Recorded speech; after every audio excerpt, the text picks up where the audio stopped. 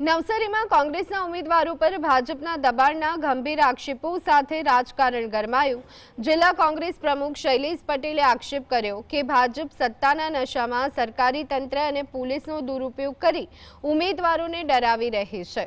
વધુમાં દાવો કર્યો ઉમરગામ મામલતદાર પર પણ ફોર્મ રદ કરવા ભયંકર દબાણ કરાયું હતું। ભાજપની બિનહરીફ થવાની નીતિ સામે કોંગ્રેસે રણનીતિ ઘડી છે।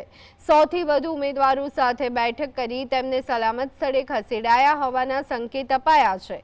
શૈલેષ પટેલે ભાજપ પર ગુંડાગર્દીનો આક્ષેપ કરી અંત સુધી લડી લેવાની તૈયારી દર્શાવી। આ મામલે સ્થાનિક પ્રશાસન સામે પણ સવાલો ઊભા થયા છે।